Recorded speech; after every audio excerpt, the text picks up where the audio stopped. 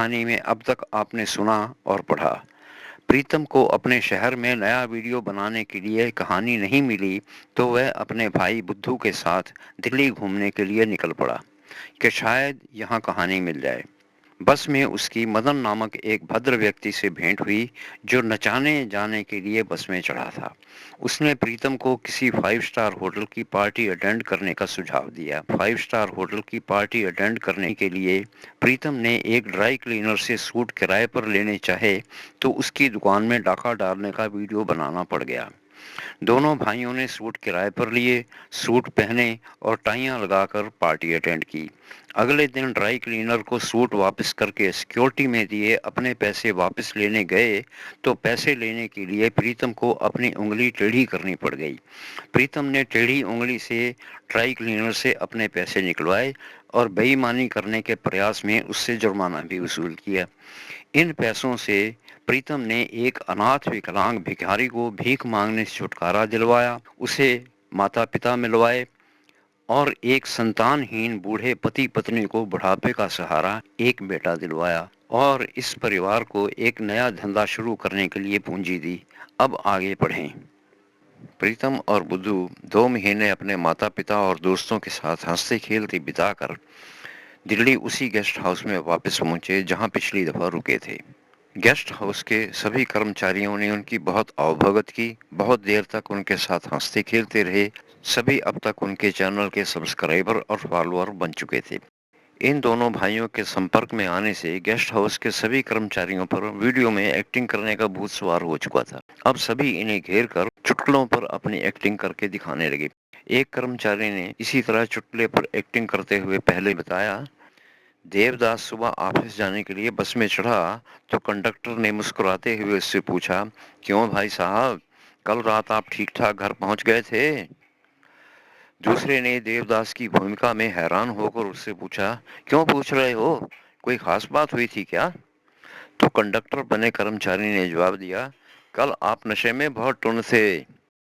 सुनकर देवदास बना आदमी कुछ गुस्सा दिखाते हुए उससे पूछने लगा, तुम कैसे कह सकते हो, कल तो मैंने तुमसे बात तक नहीं की थी। कंडक्टर ने कुछ मजाक सा करते हुए जवाब दिया, मैं बताता हूँ। एक औरत बस में चढ़ी तो उसे देखकर आप अपनी सीट से उठकर खड़े हो गए और अपनी सीट उसे ऑफर कर दी और उसके बाद सारा रास्ता आप बस में खड़े रहे। देवदास बने आदमी ने कहा, तो क्या हुआ, ये तो हम सब ही करते हैं। करते तो तब हैं जब सारी बस भरी हुई हो और कोई सीट खाली ना हो। कल तो आपके अलावा बस में कोई और था ही नहीं, बस में सिर्फ आप दोनों ही तो थे। प्रीतम और बुद्धू ने हंसते हुए ताली बजाकर उनको प्रोत्साहन दिया। तो उनमें से एक ने बताया, मेरा भाई कंडक्टर है, हम उसकी बस में शूटिंग कर सकते हैं। एक और कर्मचारी ने एक चुटकुला सुनाया। एक औरत गली में एक सांड को हलवा पूरियां खिला रही थी। ये देखकर एक आदमी उससे कहने लगा, बहन ये गाय नहीं सांड है, कई आदमियों की हड्डियां तोड़ चुका है। औरत ने उसे जवाब दिया, मुझे पता है भाई साहब, इस सांड की वजह से ही तो मेरे पति का काम चल रहा है। उस आदमी ने हैरानी से पूछा, वह कैसे? औरत ने उसे बताया, मेरा पति हड्डियों का डॉक्टर है। जब ये सांड किसी की हड्डियां तोड़ता है तो वह उस आदमी का इलाज करके उसकी हड्डियां ठीक करता है और मोटे नोट लेता है। सब लोग हंसने लगे। उसके बाद एक कर्मचारी ने कपड़े से अपना सिर ऐसे ढका जैसे किसी औरत ने दुपट्टा ले रखा हो और एक औरत की एक्टिंग करने लगा। दूसरे ने उसके पति की एक्टिंग करते हुए डायलॉग बोला, तुम बहुत सुंदर हो। औरत बने हुए आदमी ने इठलाने की एक्टिंग की, छोड़ो ना। पति बने आदमी ने डायलॉग बोला, तुम्हारी आंखें बड़ी सुंदर हैं। औरत बने हुए आदमी ने फिर इठलाने की एक्टिंग की, छोड़ो ना। पति बने आदमी ने अगला डायलॉग बोला, तुम्हारे बाल रेशम की तरह मुलायम हैं। औरत बने आदमी ने फिर इठलाने की एक्टिंग करते हुए कहा, अरे छोड़ो ना। पति बने आदमी ने अपना अगला डायलॉग बोला, तुम्हारी आवाज बांसुरी की तरह सुरीली है। औरत बने आदमी ने और भी इठलाने की एक्टिंग करते हुए कहा, हे भगवान अब छोड़ो भी। पति बने आदमी ने अपना अगला डायलॉग कुछ एक्टिंग करते हुए बोला, इतनी देर से छोड़ ही तो रहा हूँ, इतनी लंबी लंबी छोड़ चुका हूँ, अब और कितनी छोड़ूं? प्रीतम ने उनके प्रदर्शन की प्रशंसा की। गुड। मैं वक्त निकाल कर आपको समझाऊंगा कि कैमरे के सामने एक्टिंग कैसे करनी होती है। कुछ प्रैक्टिस भी करवाऊंगा। फिर शूटिंग का प्लानिंग करके वीडियो भी बना लेंगे। और फिर उन्हें टालने के लिए उबासी लेते हुए कहा, यार हम बहुत देर एक खटारा बस की खड़खड़ में सफ़र करके आए हैं, कुछ देर आराम करने, फिर तुम सबकी वीडियो बनाने की स्कीम बनाएंगे। इस तरह उसने इन सब से जान छुड़ाई।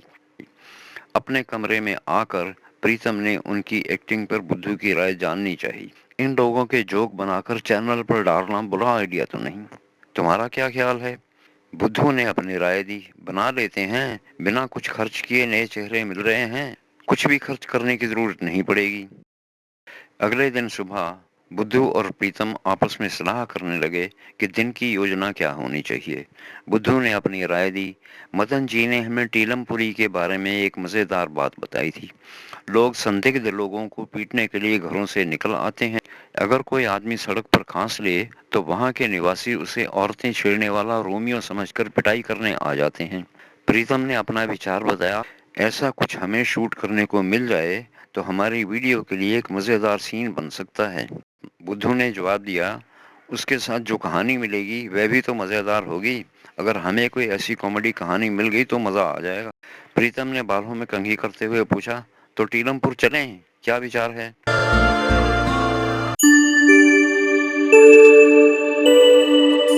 चैनल सब्सक्राइब नहीं किया तो तुरंत करें।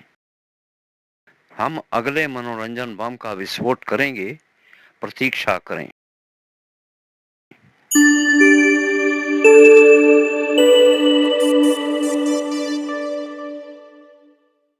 बुद्धू ने कहा, यही तो हमने तय किया था। दोनों भाई बाहर आए। उसी दुकान पर आए जहां कल चाय पी थी। वहां नाश्ता किया। प्रीतम ने उस दुकानदार से पूछा, टीलमपुरी कितनी दूर है? दुकानदार ने बताया, यहाँ से लगभग 15 किलोमीटर दूर है। दुकानदार ने बताया, बस में लगभग 1.5 घंटे का समय लगेगा। रास्ते में भीड़ होने पर कुछ अधिक समय भी लग सकता है। तो क्या ऑटो ले लें? दुकानदार ने बताया, पैसे कुछ ज्यादा लगेंगे लेकिन आराम रहेगा। ऑटो में बैठकर प्रीतम और बुद्धू दोनों सड़क की सैर का वीडियो बनाने लगे और जो कुछ देख रहे थे वो कमेंट्री की तरह बोलने लगे। ऑटो ड्राइवर को जिज्ञासा हुई तो उसने पूछा, आप दोनों ये क्या कर रहे हो? तो प्रीतम ने बताया, हम अपने YouTube चैनल पर डालने के लिए दिल्ली की सैर का वीडियो बना रहे हैं। ऑटो ड्राइवर ने पूछा, आपके चैनल का नाम क्या है? बुद्धू ने बताया, प्रियेटिव। ड्राइवर ने तुरंत जवाब दिया, मैंने देखा है, वह आपका है? हाँ। तो ड्राइवर कहने लगा, मैंने सब्सक्राइब कर रखा है, उसमें आपने बताया भी तो था कि अगला वीडियो दिल्ली की सैर होगा, वही बनाने आए हैं। तुमने 5 सितारा पार्टी देखी? हाँ देखी थी, उसमें आप वेटर बने हुए थी ना? मैंने आपको पहचान लिया है। उसमें आपने किसी लड़की का जिक्र किया है जो एक रात का 1.5 लाख रुपया लेती है। वैसी एक लड़की मैंने भी देखी है। दोनों भाइयों को ये सुनकर अच्छा लगा। प्रीतम ने पूछा, आओ कुछ अच्छा करें, देखा? तो ड्राइवर ने कहा, नहीं, उसमें क्या है? तो प्रीतम ने कहा, बता देंगे तो देखने में मज़ा नहीं आएगा।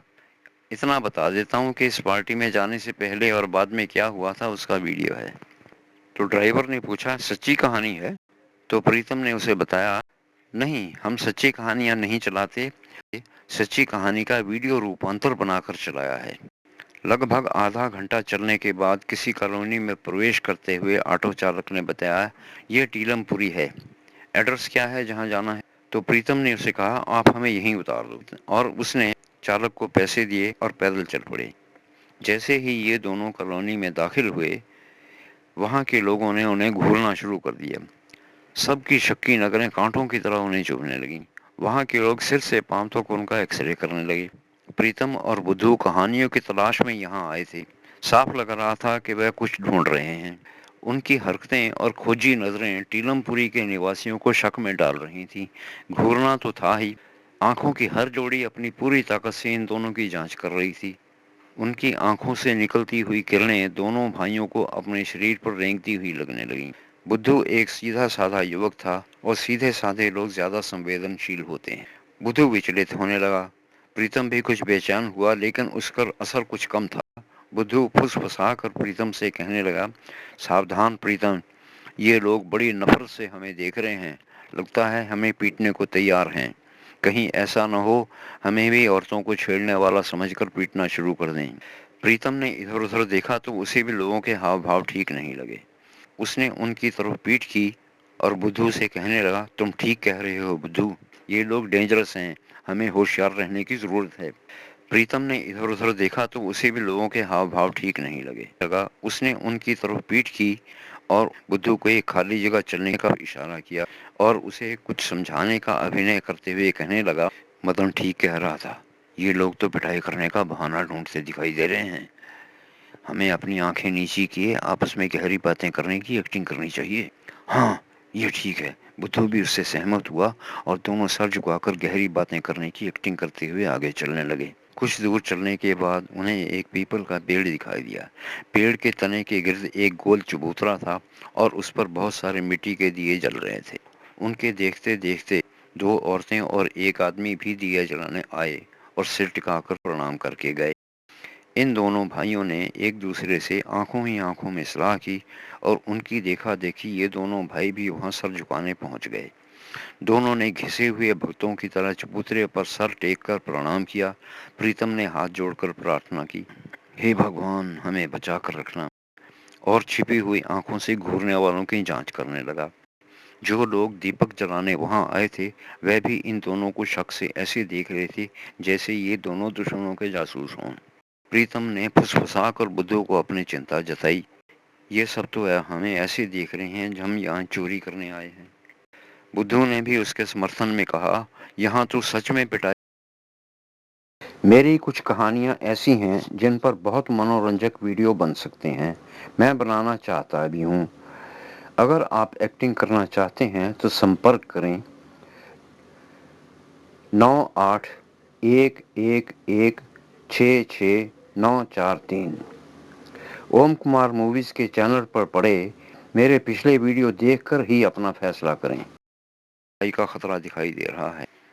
कुछ देर बाद बुद्धू डरी हुई आवाज में कहने लगा, मुझे तो ऐसे लगता है जैसे ये सब हमें पीटने का कोई बहाना ढूंढ रहे हैं। मेरी तो अपनी आंखें उठाने की हिम्मत भी नहीं हो रही। प्रीतम ने चेतावनी दी, इनसे आंखें ना मिलाना। मैं बचपन में एक कुत्ते से आंख मिला बैठा तो वह मुझ पर इतनी जोर से भौंका कि आज तक कुत्ते से आंख मिलाने की हिम्मत नहीं हुई। किसी से आंख मत मिलाना। बुद्धू ने डरते हुए उसे बताया, मुझे तो बहुत डर लग रहा है, लगता है पार्टी निकल जाएगी। प्रीतम ने दूर खड़े एक आदमी की तरफ इशारा करते हुए कहा, उसका डर के मारे सुसु निकल रहा है। बुद्धू चौंक कर उस आदमी को देखने लगा। देखने के बाद पूछने लगा, तुम्हें कैसे मालूम हुआ? प्रीतम ने बताया, मैंने अपनी मुसीबत उसके सर मढ़ दी थी। बुद्धू ने पूछा, क्या मतलब? तो प्रीतम ने बताया, मुझे लगा था मेरा सुसु निकल जाएगा तो मैंने अपना डर इसको सर पर मढ़ दिया। और कुछ देर बाद बुद्धू से पूछा, अब आ रही है पार्टी? बुद्धू ने बताया, नहीं। तो प्रीतम ने उसे एक्सप्लेन किया, देखा, इसे कहते हैं अपनी मुसीबत दूसरे के सर मढ़ देना। मैंने अपने सर पर आया सुसु का प्रेशर उसके सर पर मढ़ दिया तो मेरा प्रेशर खत्म हो गया। तुम्हारा ध्यान भी उस पर चला गया तो तुम्हारा प्रेशर भी खत्म हो गया। और वह हाथ जोड़े प्रार्थना करते हुए आगे बढ़ने लगा। बुद्धू को बात समझ नहीं आई, फिर भी वह सिर झुकाए तिरछी आंखों से दाएं बाएं देखते हुए उसके साथ हो लिया। सड़क में एक मोड़ आया। ये मुड़े, घूरने वाली आंखों से ओट मिली तो दोनों के दिमाग पर आया तनाव कुछ कम हुआ। दोनों भाई एक गली से दूसरी, दूसरी से तीसरी, तीसरी से चौथी तक चलते हुए नीची नजरों से अपने चारों तरफ चौकसी रखे हुए आगे बढ़ते रहे। इस तरह लगभग 1 घंटा सड़कों और गलियों में चलने के बाद एक चौड़ी सड़क पर आए। आते ही देखा एक सुंदर युवती तेजी से चलती हुई सड़क पर आई। उसके पीछे 8-10 फुट की दूरी पर एक युवक भी सड़क पर आया। उसकी चाल ढाल से स्पष्ट था कि वह युवती के पीछे आ रहा है और उससे कुछ कह रहा है। 2-3 सेकंड में ही समझ आ गया कि ये दृश्य वास्तविक जीवन में एक फिल्म के सीन जैसा है। प्रीतम बुद्धू से कहने लगा, लगता है प्रेमी अपनी रूठी हुई प्रेमिका को मनाने की कोशिश कर रहा है। बुद्धू ने जवाब दिया, लगता तो यही है। प्रीतम ने अपनी राय बताई, शूट कर लेना चाहिए, सीन काम आ सकता है। बुद्धू ने डर से भरी आवाज में जवाब दिया, वह तो ठीक है, अगर मोबाइल से शूट करने लगे तो लेने के देने पड़ जाएंगे। ये लोग कुछ और समझकर मारने लग जाएंगे, मोबाइल भी तोड़ देंगे। प्रीतम ने कुछ सोचकर अपनी अकल दौड़ाई और उससे कहने लगा, यार लोग न्यूज़ रिपोर्टरों की बहुत इज्जत करते हैं, उनसे बिदकते भी हैं। हम लोग उन्हीं की तरह खुलेआम शूटिंग करें तो ये लोग हमें न्यूज़ रिपोर्टर समझेंगे। बुद्धू ने चेतावनी दी, फिर भी डर लगता है, खतरा है। प्रीतम ने अपने कंधे पर लटके बैग में से इंटरव्यू लेने वाला माइक निकाल लिया और एक रिपोर्टर के स्टाइल में रिपोर्टिंग के लिए तैयार हुआ और कहने लगा, यार खतरा तो उठाना ही पड़ेगा, डर गए तो कुछ नहीं कर पाएंगे। तुम अपना कैमरा निकालो, तुम कैमरामैन और मैं रिपोर्टर, भगवान का नाम लेकर शुरू हो जाओ। अगर ये लोग मारपीट पर उतर आए तो जोर जोर से पुलिस पुलिस चिल्लाने लग जाना। शुरू हो जाओ। जय बजरंग बली। बुद्धू ने डरते डरते बैग में से कैमरा निकाला, लिक्विड मोनोपॉड पर लगाया, कैमरे पर टेलीजूम माइक लगाकर उसका ईयरफोन कान में लगाया। जैसे ही उसने कैमरा ऑन किया, उसने युवती को कहते सुना, मैं तुमसे बात नहीं करना चाहती। युवक की आवाज आई, प्लीज रेखा, मुझे माफ कर दो, प्लीज। प्रीतम ने भी अपने फोन का रिकॉर्डर चलाया और अपने हाथ में पकड़े इंटरव्यू लेने वाले माइक से सीन की ऑडियो रिकॉर्डिंग करने लगा। लड़की की आवाज आई, तुम कुछ खर्च नहीं कर सकते तो घुमाने क्यों लेके आए हो? युवक की आवाज आई, तुम्हें खुश करने के लिए। लड़की की आवाज आई, इस तरह खुश करोगे? युवक की आवाज आई, मेरे पास जितने पैसे थे सारे ले आया था। लड़की की आवाज आई, यही तो मुसीबत है, तुम्हारे पास है ही कुछ नहीं। लड़के की मजबूरी भरी आवाज सुनाई दी, तो तुम ही बताओ मैं ऐसा क्या करूं जिससे तुम खुश हो जाओ? मैं तुम्हें खुश करना चाहता हूं। लड़की लगभग चिल्लाई, मुझे तुमसे इस तरह की खुशी नहीं चाहिए। लड़के ने पूछा, क्यों? लड़की ने कहा, अगर मैं किसी के साथ घूमना चाहूंगी तो ऐसे आदमी के साथ जाऊंगी जो मुझे घुमाने का खर्चा उठा सकता हो। लड़के की आवाज आई, मैं तुम्हारे लिए काला चश्मा खरीद कर लाया हूँ, देखो। और उसने अपनी जेब से एक चश्मा निकालकर उसे दिखाया। मेरी कुछ कहानियाँ ऐसी हैं जिन पर बहुत मनोरंजक वीडियो बन सकते हैं। मैं बनाना चाहता भी हूँ। अगर आप एक्टिंग करना चाहते हैं तो संपर्क करें 9811166943। ओम कुमार मूवीज के चैनल पर पड़े मेरे पिछले वीडियो देखकर अपना फैसला करें। युवती ने मुड़कर देखा, उससे चश्मा छीनकर एक नजर देखा तो लगा उसे अच्छा लगा है। चश्मा आंखों पर लगाया और पहले की तरह ही तिरस्कार से अकड़कर किया और मुंह मोड़कर तेजी से आगे बढ़ गई। युवक देखता ही रह गया और युवती उसका तिरस्कार करते हुए तेजी से आगे बढ़ती रही। वह तो उससे बात करने के मूड में थी ही नहीं। लेकिन युवक निराश नहीं हुआ।